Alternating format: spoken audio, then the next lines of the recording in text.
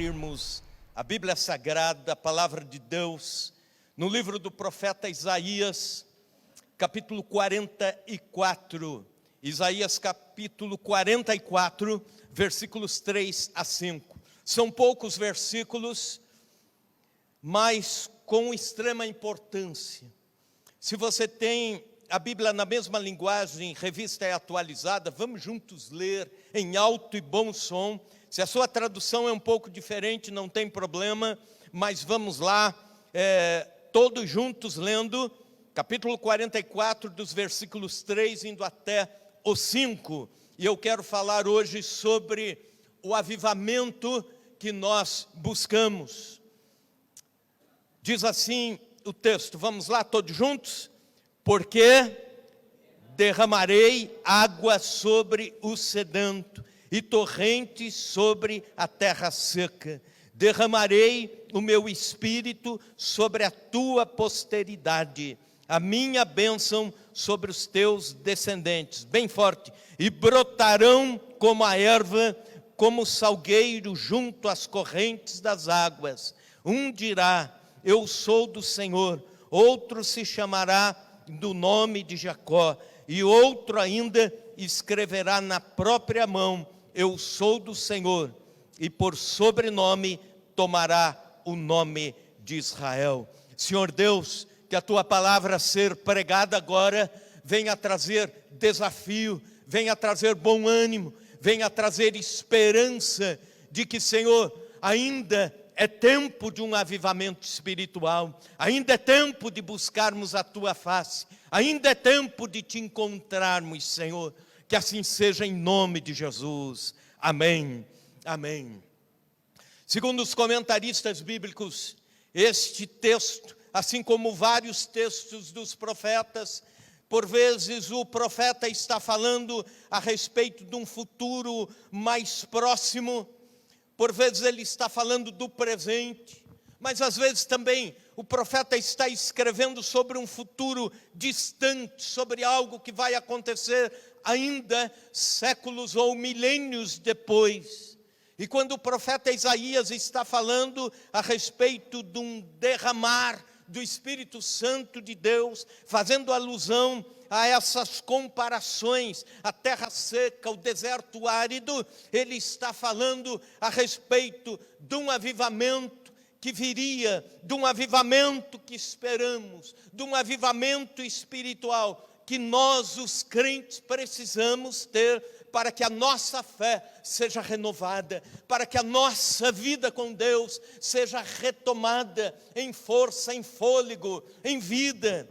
O texto está falando de um avivamento de Israel, mas não do Israel apenas daquela época. Está falando do Israel de Deus, o povo de Deus, o povo da nova aliança, um futuro distante, um tempo distante, um tempo de avivamento.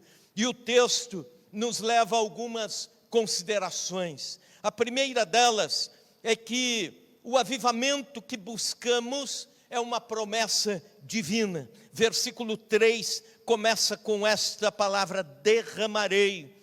Quem promete? Deus. O que ele está dizendo que fará? Ele vai derramar algo para o futuro, portanto uma promessa de Deus. As promessas de Deus não falham. Nunca esqueça desta frase, as promessas de Deus não falham. A Bíblia Sagrada diz que Deus vela pelas suas promessas. Velar quer dizer cuidar constantemente, sem fechar o olho, estar atento. E Deus está assim com respeito às suas promessas. Dizem os estudiosos da Bíblia que encontramos na Bíblia Sagrada aproximadamente 3.600 promessas de Deus. Eu nunca tive a paciência de contar quantas promessas tem na Bíblia, mas alguém contou e disse que tem aproximadamente pertinho de 3.600 promessas. As promessas de Deus se dividem em promessas condicionais, promessas incondicionais. As condicionais são aquelas em que Deus diz, se o meu povo fizer isso, ou se você andar dessa forma, ou se cuidar assim, Aí então eu venho e faço aquilo outro, eu dou aquilo outro, eu faço. E existem as promessas incondicionais. As promessas incondicionais são aquelas que vão se cumprir absolutamente. Independente de qualquer ação minha ou sua, elas vão se cumprir. Como, por exemplo, a volta de Jesus e o arrebatamento da igreja. Queiramos nós ou não, isto vai acontecer. É promessa incondicional.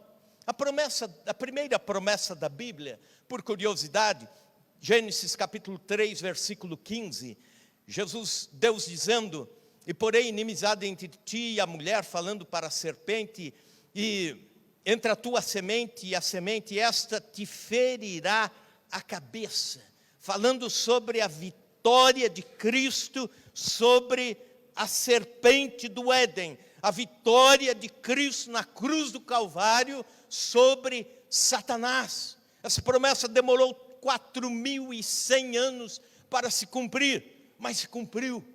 Deus está velando pelas suas promessas. A última promessa ainda não se cumpriu. Apocalipse 3:11, eis que venho sem demora. Aleluia.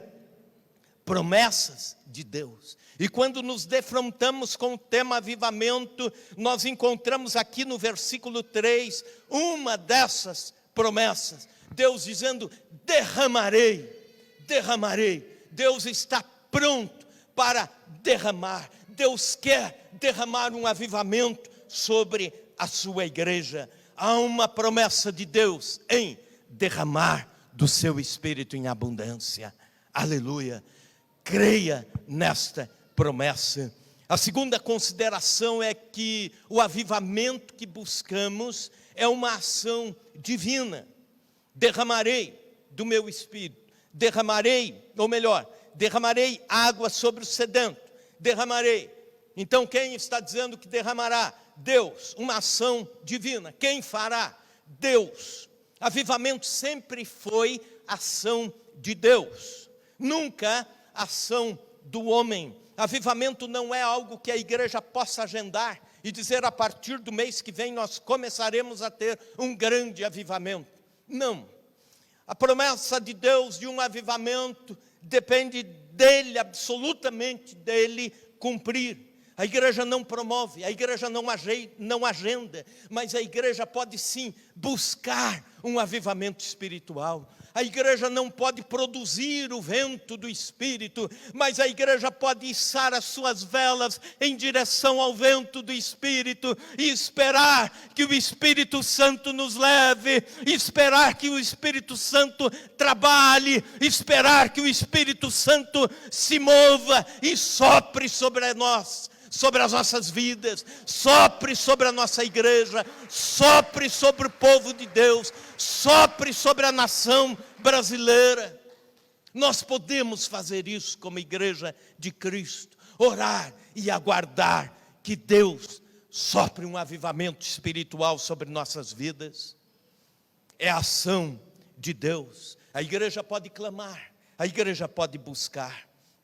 Avivamento não é algo que podemos virar um botão e dizer assim, se fizermos esta equação, somar isso, mudar isso, aquele outro, nós vamos ter um avivamento. Não, avivamento é a vontade de Deus manifesta no tempo de Deus. Avivamento é o vento do Espírito soprando onde Ele quiser soprar, porque Ele é livre para isso. Por vezes nós queremos que o vento do Espírito se direcione por um lado, ele muda para outro lado. Por vezes achamos que um avivamento espiritual vai começar pelos jovens da igreja e de repente começa pelos velhinhos. Às vezes achamos que vai começar pelos obreiros, os presbíteros, os pastores, os pregadores, e Deus começa usando crianças para mostrar que depende dele e da vontade dele. Avivamento é o céu se abrindo e descendo e manifestando a vontade de Deus. Avivamento vem por decreto de Deus, é Deus que ordena. Os grandes avivamentos do passado sempre tiveram esta característica. Surpreendentemente, Deus abre os céus e começa a manifestar a sua glória, salvando vidas, quebrantando a sua igreja, alcançando povos. Século XVIII, o mundo estava, uma pequena parte do mundo, chamado Morávia, estava em guerra entre cristãos protestantes e cristãos católicos, por causa de um determinado território. Os cristãos da Morávia, refugiados protestantes, foram fugindo e encontraram então o abrigo, um refúgio, uma terra doada por o chamado Conde Zinzendorf. E esse homem era um cristão piedoso, rico, mas bondoso, abriu as suas terras para acolher aqueles cristãos que fugiam da guerra, da perseguição, que fugiam para salvar as suas vidas. Acontece que não eram todos da mesma denominação. E se há um povo que discute por causa de denominação, esse povo se chama nós, cristãos.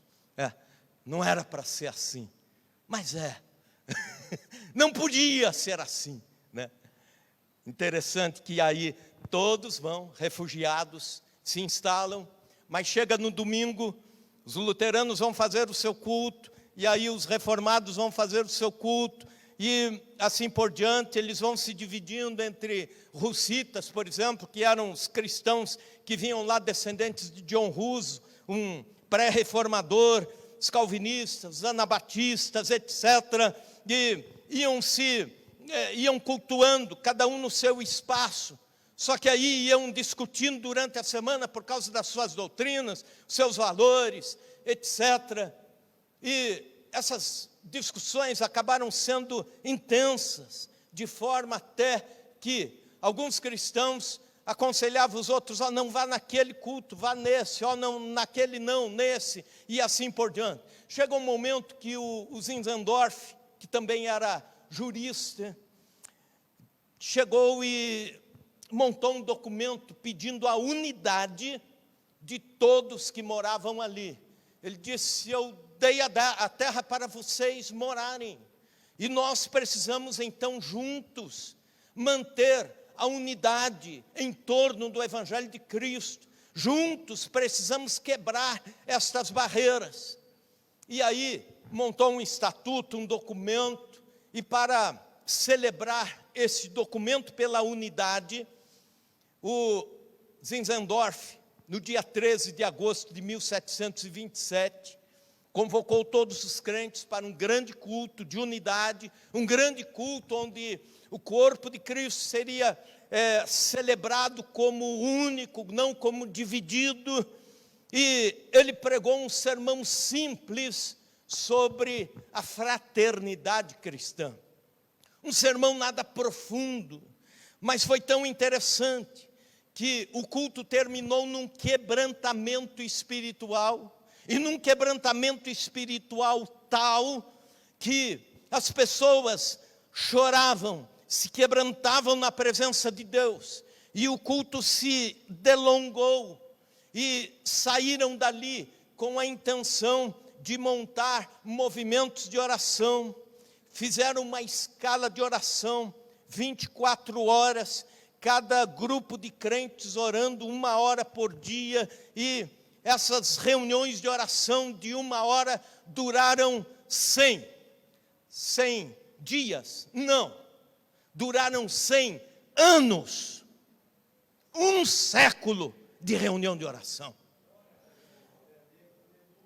Nas casas, chegava o momento de orar, eles diziam: é a nossa hora de oração, iam orar. E depois os filhos iam orar, os pais morriam, e eles sabiam: chegou a nossa hora de oração. No local de trabalho, na lavoura, oravam. Estando nas estradas, a cavalo, por vezes dava o horário da oração, eles amarravam o cavalo, desciam e oravam a Deus, orando no local de trabalho, orando na estrada, orando na escola, e Deus foi movendo, isso foi se expandindo, Deus foi salvando pessoas, Deus foi alcançando muita gente, e é interessante que o tempo foi passando, 10 anos, 50 anos, 60 anos, e a Europa inteira sendo tomada pelo avivamento dos morávios, e chega um tempo lá, muito depois da morte do Zinzendorf, dia 24 de maio de 1738, um jovem pastor inglês, que já havia sido missionário na América, mas não, segundo ele não tivera obtido sucesso, muito estudioso, muito centrado na palavra de Deus, mas ainda carregando um fardo de pecado, carregando um coração inseguro pela distância da intimidade com Deus. O John Wesley, ele vai numa dessas reuniões dos morávios, e é interessante que a reunião começa, e alguém começa a ler o prefácio da carta de Romanos, escrito por Martinho Lutero, escreveu algumas palavras antes da carta de Romanos, para quem fosse ler, e aí ele, ouvindo a respeito da graça e da justificação em Cristo, caiu de joelhos, arrependido, e ele disse: agora sim eu conheço a Cristo, agora sim eu tive o meu encontro com Ele. E esse homem sai desta reunião, e ele, incendiado, convoca alguns amigos para dizer: nós vamos também orar, nós vamos seguir esses passos. E começaram entre 5 a orar intensamente, e é interessante que eles fizeram um pacto de oração, de que nenhuma decisão eles iam tomar sem orar, de que eles estariam orando todos os dias pela Inglaterra. A Inglaterra estava à beira de uma guerra civil, estava praticamente falida na época, e esses homens começaram a orar e buscar a Deus, e Deus começou a avivar, e eles começaram a pregar o Evangelho. Logo outros jovens se aliançaram em oração, milhares deles pregando o Evangelho, levando a palavra de Deus. Depois vieram para os Estados Unidos da América, no tempo da colonização, e os historiadores dizem o seguinte, que a Inglaterra só não entrou numa guerra civil tão sangrenta quanto a França,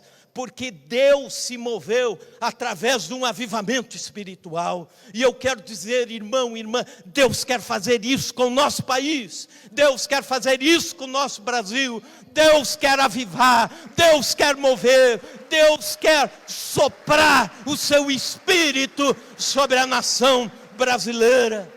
O avivamento não é obra do homem, do ser humano, mas nós podemos orar por um avivamento espiritual.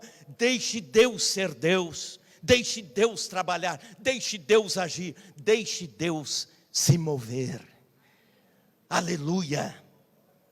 Terceira consideração: o avivamento que buscamos é uma necessidade prioritária. Veja ainda o versículo 3, o que diz: derramarei água sobre o sedento e rios sobre a terra seca. Onde não há água, não há vida, naturalmente. As sementes morrem, a lavoura morre, a sede gera desespero, a sede traz delírio, a sede tira alguém das suas faculdades mentais, se vai se prolongando, levando até a morte. Da mesma forma, o Espírito Santo é comparado com água. E por isso o texto está dizendo: derramarei água sobre o sedento. Nós precisamos ter sede de Deus, como terra árida esperando pela água. Eu pergunto: você tem sede de Deus? Deus é prioridade para você? A igreja morre, se torna mera instituição quando não temos a água do Espírito fluindo.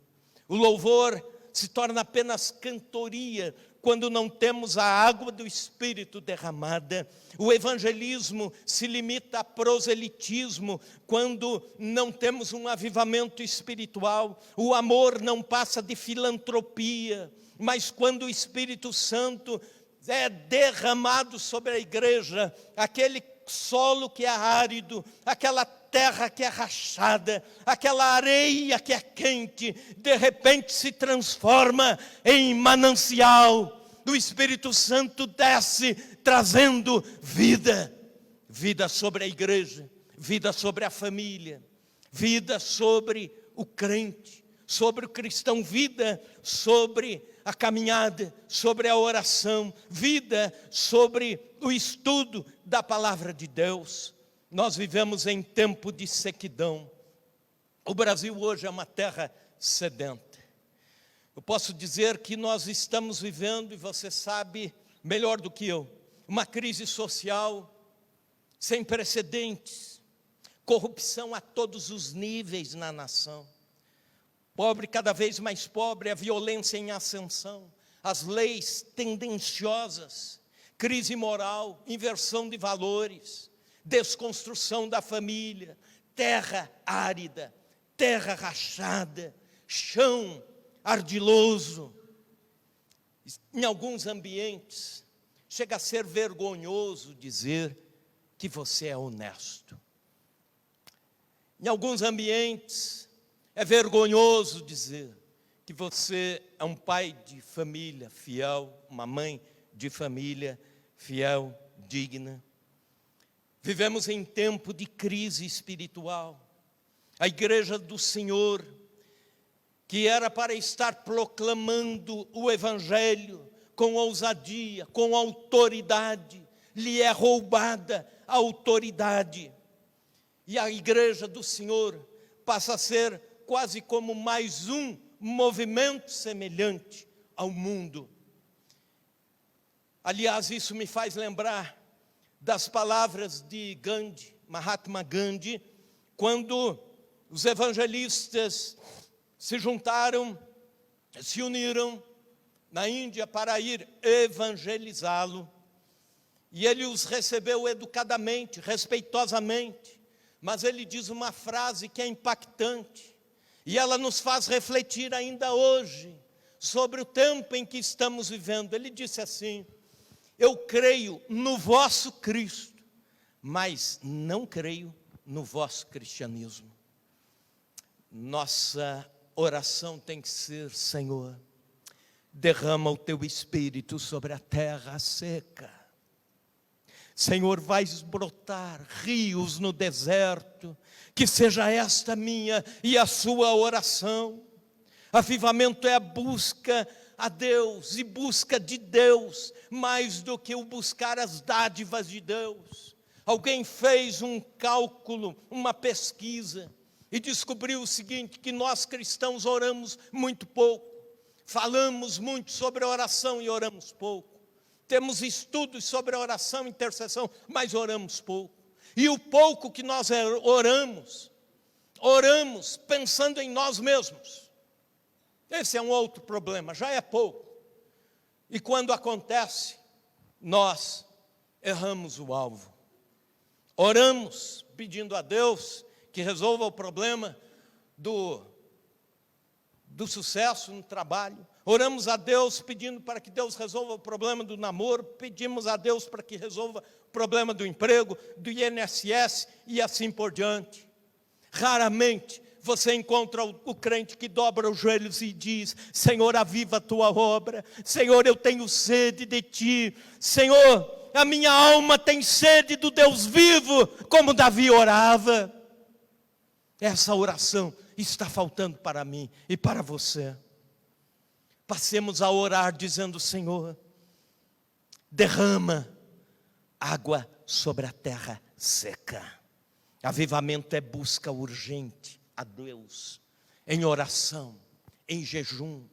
Sabe o que é o jejum? O jejum bíblico é a urgência de você dizer: buscar a Deus para mim é tão urgente. Ter comunhão com Deus nesse dia é tão urgente que eu esqueço das outras coisas. Eu esqueço inclusive da comida, eu deixo de lado. Eu quero consagrar a minha vida, o meu ser, com urgência e como prioridade a Deus. Agora, quarta consideração. O avivamento que buscamos transpõe gerações. Veja comigo o final do versículo 3. Aliás, repita bem alto comigo a última frase, que diz assim: derramarei do meu espírito, vamos lá? Derramarei o meu espírito sobre a tua posteridade e a minha bênção sobre os teus descendentes. Eu oro para que nossos filhos e netos provem um verdadeiro e genuíno avivamento espiritual. A sociologia afirma o seguinte, confirma que a cada geração, se não houver um novo mover do Espírito Santo de Deus, será uma geração mais fria, mais apática, mais distante de Deus e dos valores de Deus. É interessante que eles dizem o seguinte, mesmo sociólogos que não são cristãos, eles dizem o seguinte, que a geração precisa, para seguir os passos dos pais com a mesma intensidade, servindo a Deus, adorando a Deus, cultuando a Deus, precisa passar por um avivamento, pelo seu avivamento. Senão, é uma geração fadada a se distanciar de Deus. Interessante que, se você vai a um país pós-cristão, você vê o materialismo absoluto. Você não acredita, não crê que aquele país um dia foi um país cristão. Por exemplo, na Suíça, considerado um país pós-cristão. A cidade de Genebra foi até uns 80 anos atrás, mais ou menos, a cidade mais evangélica do mundo inteiro. É lá que houve o avivamento calvinista. É lá que John Wesley, ou melhor, que João Calvino, pregava para todos os domingos, para milhares de pessoas que vinham de manhã, depois o culto à tarde, depois o culto à noite, e assim por diante, pregando a palavra de Deus, expondo a palavra de Deus de uma forma simples, e Deus convertendo pessoas, e Deus salvando pessoas, ao ponto que Genebra inteira é transformada por Deus, até o sistema de ensino, o sistema de saúde, e tudo mais, o sistema de segurança da cidade é influenciado pelo Evangelho de Cristo. Mas acontece que as gerações que vieram depois não buscaram a Deus com a mesma intensidade. Hoje, são poucas as igrejas que ainda estão lá. Com autorização do governo, numa ocasião eu estive lá pregando numa igreja de imigrantes, e o pastor que estava lá disse, olha, aqui a igreja já fechou 44 templos na última década. Fechou, vendeu, colocou a leilão. Alguns templos foram transformados em estúdio de som, outros templos foram transformados em museu, foram para outras designações. E eu fico pensando, se nós não orarmos por um avivamento na geração que está vindo depois de nós, esta geração vai se distanciar de Deus, e vai ser triste isso para nós. Quantos aqui são pais? Pais e mães, levantem, fiquem em pé, pai e mãe. Quantos aqui são avós? Naturalmente, sendo avô e avó, é pai, é mãe. Eu gostaria que por um momento agora você levantasse as mãos e começasse a orar pelos jovens e adolescentes que estão aqui. Eu quero pedir para que você comece a orar, para que Deus comece a levantar homens e mulheres na próxima geração, desses adolescentes, dessas crianças.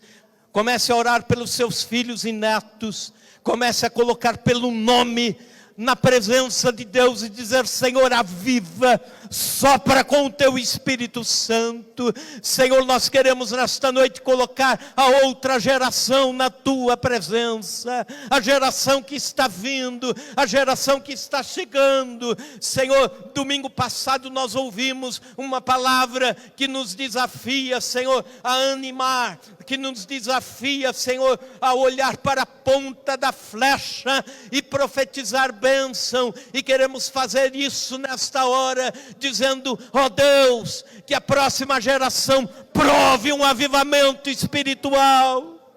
Senhor, que nossos filhos tenham dons espirituais. Senhor, que as crianças da igreja provem o Senhor, que os nossos jovens, ó Deus, tenham experiências de quebrantamento, tenham experiências de intimidade com o Senhor, tenham experiências na glória de Deus, tenham experiências em provar o Senhor. Ó Deus, desperta a próxima geração. Senhor, aviva a próxima geração, glorifica o teu nome na próxima geração.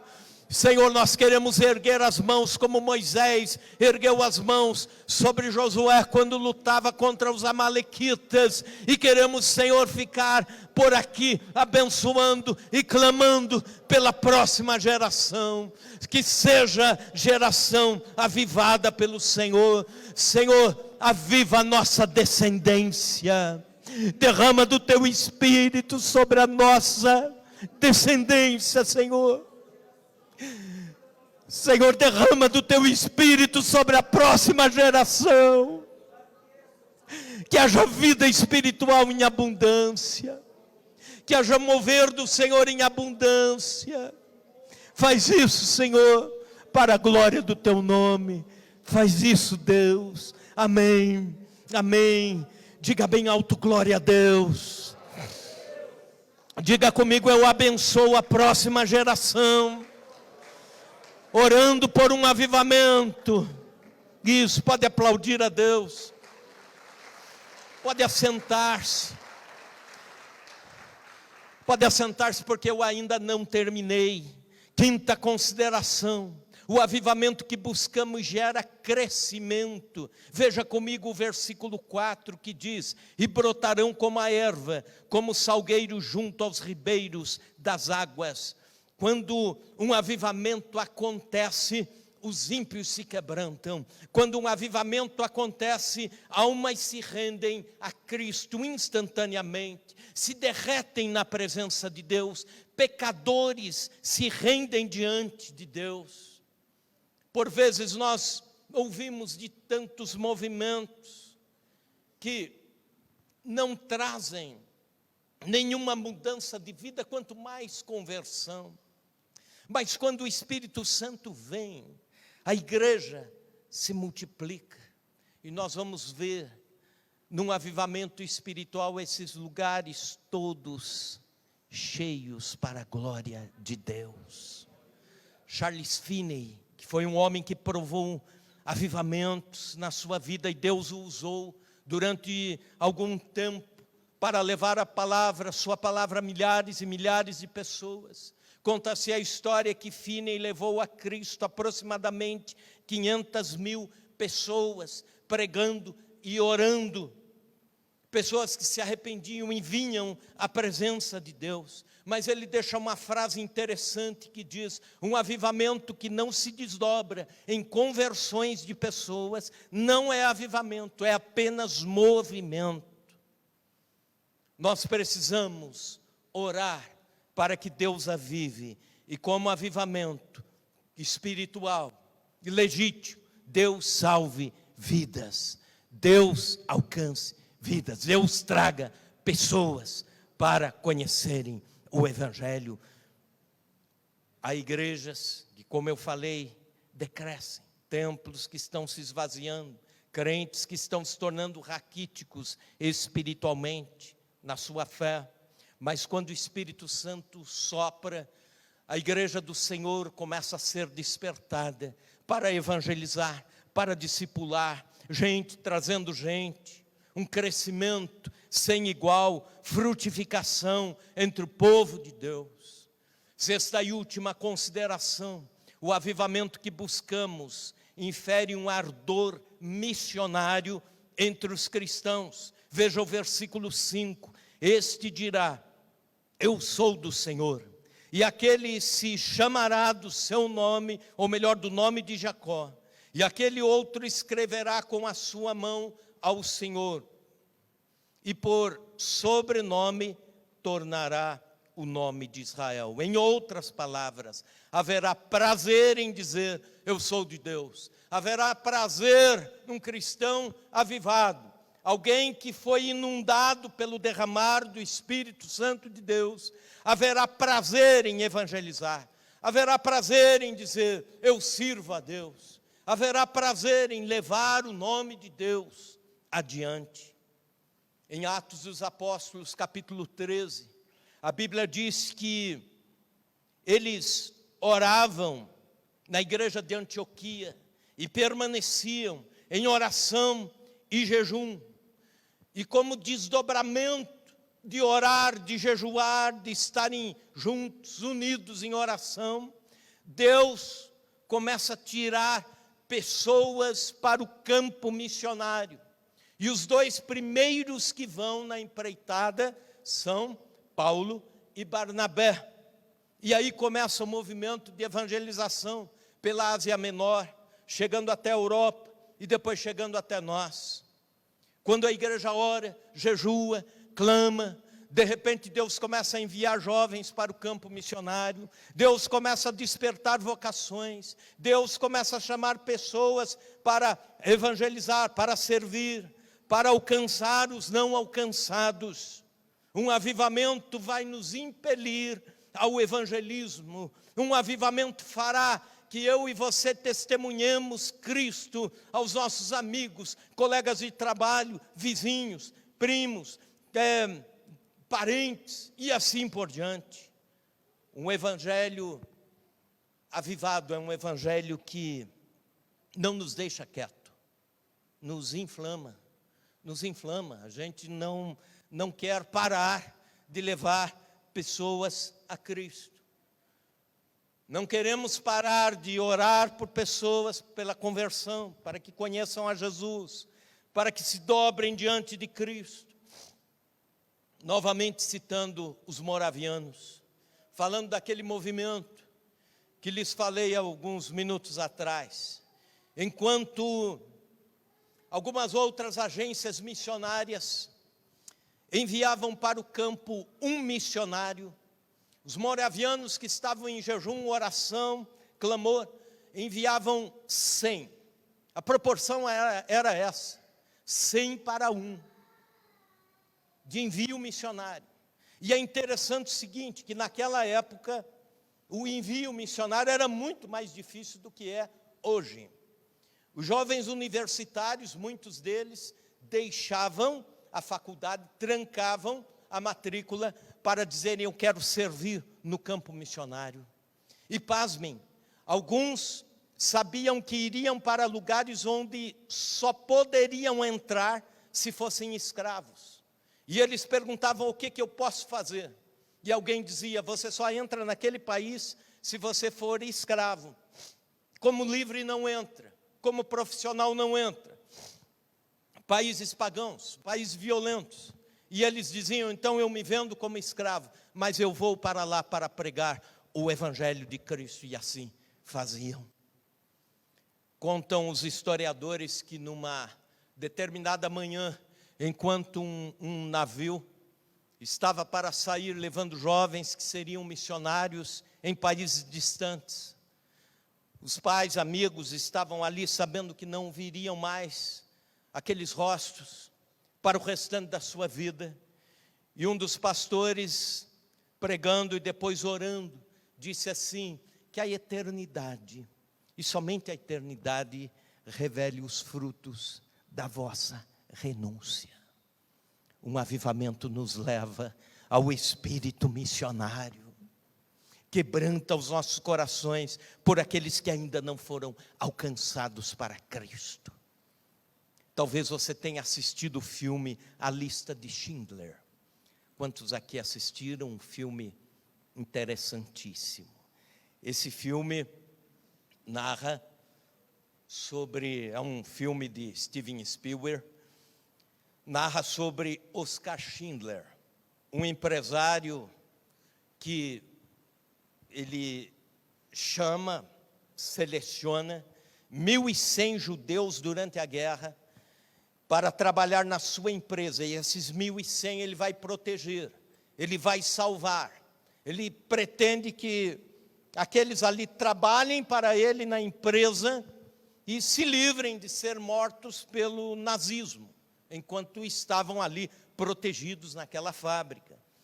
E é interessante que o tempo vai passando, a empresa vai à falência, e depois a guerra termina, e aquelas 1.100 pessoas se unem, se juntam, e juntam pedacinhos de ouro que sobrou, de dente de ouro, de alguma coisa, e fazem um anel grande, para dar de presente ao Schindler, dizendo: você nos salvou, você salvou a nossa vida. Dentro do anel, em letras hebraicas, estava a seguinte frase: quem salva uma vida, salva o mundo inteiro. E o Schindler recebe o anel e fica olhando, agradece, depois ele sai para um canto e chora. E ele diz assim: o anel é de ouro. Se eu tivesse recebido esse anel há uma semana atrás, eu conseguiria ter salvo mais 10 pessoas. Nós cristãos perdemos a capacidade de chorar pelas almas perdidas, por aqueles que não conhecem a Cristo. Não derramamos mais lágrimas. Um cristão avivado é aquele que chora pelas pessoas que ainda ele não trouxe para Jesus. Um cristão avivado é aquele que se doa para alcançar os não alcançados. Cristão avivado, a igreja avivada é aquela que se entrega para salvar os não salvos. Uma estatística nos diz que a cada segundo 3 pessoas morrem no nosso planeta. A maioria delas sem nunca ter ouvido falar do Evangelho de Cristo. O tempo está passando, 3, 1, 2, 3. E as pessoas estão indo para a eternidade. Enquanto isso, como cristãos, nós discutimos tantas coisas que não interessam à salvação de pessoas. Tantas picuinhas que tomam a nossa cabeça, o nosso tempo, as nossas energias. Alimentamos tanto os nossos jogos de egos, agasalhamos as nossas resistências, e enquanto isso, gente está indo para a eternidade sem Cristo. Sabe o que é isso? É falta de um avivamento espiritual que nos tire do nosso conforto e nos leve para ganhar pessoas para Cristo. E Chapadão do Sul está cheia de pessoas que precisam ouvir o Evangelho de Cristo. Eu estou com 55 anos de idade. Já li muito das histórias dos avivamentos espirituais pelo mundo, pelos séculos que se passaram. Estou orando há 32 anos por um genuíno avivamento espiritual. E ultimamente, de 19 anos para cá, quase que orando diariamente por um avivamento espiritual. Eu creio que um avivamento espiritual, conforme o texto que lemos, é promessa de Deus, é ação divina, é necessidade prioritária. Um avivamento espiritual transpõe gerações, gera crescimento e infere um ardor missionário em nossos corações. Eu sei que enquanto eu preguei aqui, alguns foram tocados por Deus para se unirem em oração por um avivamento espiritual.